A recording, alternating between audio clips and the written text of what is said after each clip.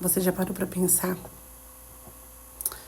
que o deserto é escola, que o deserto é preparação? Então vamos de reflexão, um devocional resumido, para que a gente venha entender que os desertos da nossa vida, os desertos que nós passamos, realmente, em todos eles o Senhor tem a intenção de nos humilhar. Mas você já ouviu esse verso bíblico que diz que a quem a si mesmo se humilha, Deus o exalta? Você já ouviu? Não ouviu? Então eu vou ler para você. Vamos lá. Livro de Mateus, capítulo 23, verso 12. E quem a si mesmo se exaltar será humilhado, e a quem a si mesmo se humilhar será exaltado. E quem está falando isso é Jesus. Mas muitas vezes a Bíblia vai dizer que o Senhor humilhou, que agradou ao Senhor moê-lo. Isaías 53 vai falar sobre isso, mas ele está falando sobre Jesus. A prefiguração ali é para Jesus. É uma profecia futura.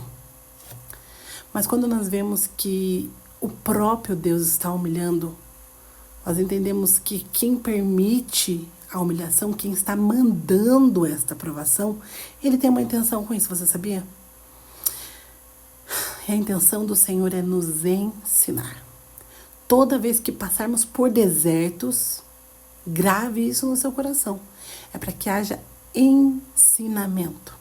No deserto pode parecer que Deus não te ouve. No deserto pode parecer que todos te abandonaram. No deserto pode parecer que você rema e não sai do lugar. No deserto pode parecer que você caminha e nunca chega. Mas fato é que o Senhor está te preparando para um propósito. Certo é que o Senhor está te preparando para algo que está por vir. Porque o deserto que o Senhor permitiu para o povo de Israel era para que o povo viesse a externar o que estava dentro deles. Veja só o que diz aqui em Deuteronômio 8, no verso 2. Vamos ler? E te lembrarás de todo o caminho pelo qual o Senhor teu Deus te guiou no deserto estes 40 anos, para te humilhar e te provar, para saber o que estava no seu coração, se guardarias os seus mandamentos ou não. Porque assim, há momentos que o Senhor nos prova. Sim, Deus nos prova, está aqui, uma prova cabal. O Senhor é quem nos prova. A expressão errônea, que às vezes é aplicada nesse contexto, mas não é biblicamente correta, é aquela que está no livro de Tiago. Eu vou fazer a leitura para você também, para você aprender da forma exata o que é que o Senhor está falando. O nosso Deus, ele não tenta a ninguém, mas ele prova, sim, os seus. Ele prova. Vamos lá para o livro de Tiago. Olha lá. Livro de Tiago, capítulo 1, no verso 13. Veja só. Às vezes vemos pessoas aplicando isso de forma errônea e equivocada. Deus não tenta a ninguém. Tentação e provação são totalmente diferentes. São outras linhas. Vamos lá? E ninguém diga, sou tentado por Deus. Porque Deus não pode ser tentado pelo mal e a ninguém tenta. Mas cada um é tentado quando é atraído e engodado pela sua própria concupiscência.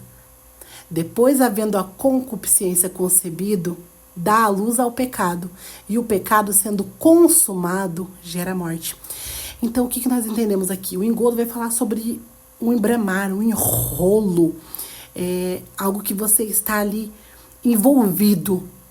Você consegue entender? Então, o pecado em si, a tentação, ela não vem de Deus. Porque o Senhor não tenta ninguém, porque ele não pode ser tentado. E também ele prova e não pode ser provado. A única vez que nós vemos o Senhor falar sobre provar a ele ou dele, assim, fazer prova dele, é no livro de Malaquias 3:10, o qual é utilizado ali, né, para os dízimos. Mas não é esse o contexto que estamos falando. Mas assim, toda vez que você ouvir alguém dizendo, mas Deus não prova ninguém, porque a Bíblia diz que Deus não prova, não. Deus não tenta, mas provar, Deus prova sim. Prova disso é o livro de Deuteronômio, capítulo 8, verso 2, que foi lido aqui no início. O que eu quero trazer para você com essa palavra, com essa reflexão, com esse devocional? Se você está sendo provado, se você está passando por um momento de dificuldade, onde parece que não tem ninguém, onde parece que não tem nem água para beber. Por que não tem água? Parece que você vai morrer. Parece que não tem socorro. Mas você está buscando a Deus e você estava bem num período onde você buscava muito a Deus. O Senhor pode estar te provando para que você conheça qual a sua conduta enquanto cristão.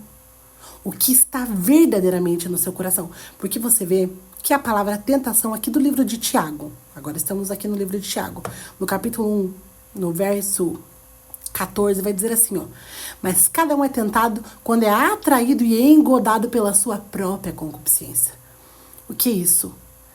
Muitas vezes nós caímos em pecados ou erramos em coisas que nós já temos fraquezas, em coisas que estão em nós inseridas. Não é sobre Deus. Deus, ele nos conhece. E por nos conhecer, ele nos leva pelo caminho da aprovação para que nós, errando, nós sofrendo no deserto, venhamos entender que não conseguimos fazer nada sem o Senhor. Para que se cumpra o que está escrito no livro de João, no capítulo 15, verso 2, se eu não me engano, na parte B do versículo. Vamos lá ver o que está escrito lá? Olha lá. João 15, a partir do verso 2. Toda vara em mim que não dá fruto, ela é tirada e limpa. E toda aquela que dá fruto, continua para que dê mais fruto. Vós já estáis limpos pela palavra que eu vos tenho falado. Pela palavra. Pela conduta a qual o Senhor nos dá como direcionamento, sua palavra. Agora lá no verso 5, veja para você ver. Eu sou a videira verdadeira, vós sois as varas. Quem está em mim e eu nele, esse dá muito fruto. Porque sem mim, nada podereis fazer.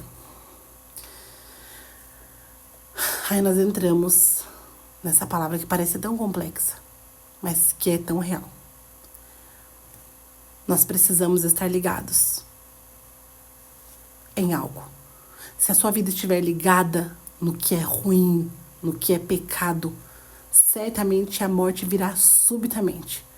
Mas se estivermos enxertados na videira verdadeira, que é Cristo, venha o que vier, venham os desertos que vierem, os problemas que vierem, as provações que vierem, a única palavra que será lançada será Éfatá.